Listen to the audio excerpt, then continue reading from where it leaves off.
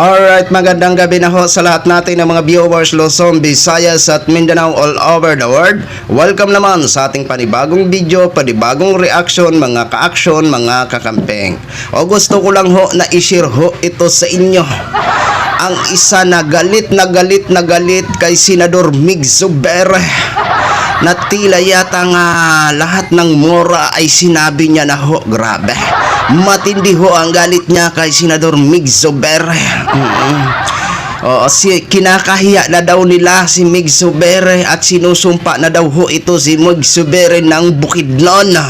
Di wow, pag hindi kakampi sa inyo, sasabihin nyo kinakahiya, sinusumpa. Dinamay mo pa ang lahat ng Bukidnon. Eto ho mga ka-action, mga kakampeng, kasi galit na galit ho ang isang DDS na para bang paghawak niya ng microphone, masabi ito ng pagkakataon ko. Sisikat ho ako sa social media, kaya bibirahin ito si Mig Zubiri. Grabe, kung makaratatat sa microphone akala mo wala nang bukas di ba? Ito ho mga ka-action, mga kakampeng, panoorin at pakinggan ho muna natin ito. Ikinahihiya ka na namin sa Mindanao, Mig Zubiri! Isinusumpa ka na namin na taga-Bukidnon! Ang bugiro ka, matapang ka. Sige! Pakaulaw lang! Pakaulaw! Lumabas ka! Kung matapang ka, lumabas ka, pumunta ka rito. Haharapin kita! Bisaya sa Bisaya! Itutuputa ka! Pakainin ng tae! Pakainin ng tae! Wala kang paninindigan, wala kang prinsipyo. Bayot ka naman talaga Akala mo hindi kita kilala? Ha? Taga-kasisang malay-malay Bukidnon ako. Naunsa ka? Bayot kang gag... Ano? Napagsabihan ka lang ng nasa pool ka, walk out ka na? Tatawag doon. Bakla? Guilty! Bakla nga ni. Bayot ko! Bayot! Bakla nga ni!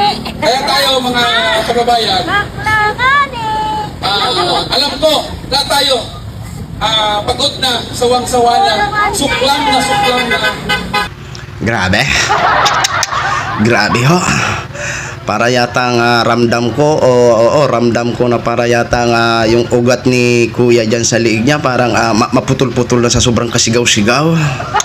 Hawak mo ba ang buong Bukidnon para sabihin mo na kinahihiya ka na namin, sinusumpa ka na namin?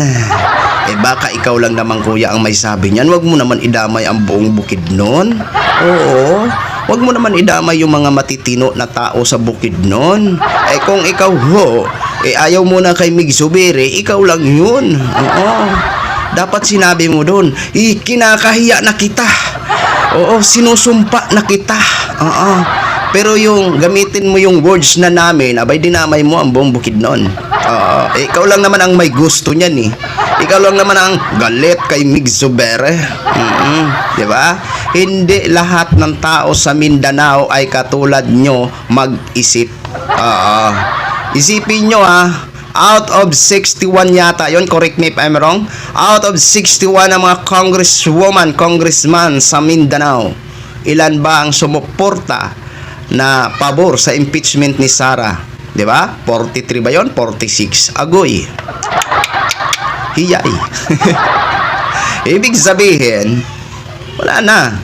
Malaking kawalan yung mga opisyal na yun. Mahigit 40 ang ayaw kay Sara na mga congressman at congresswoman.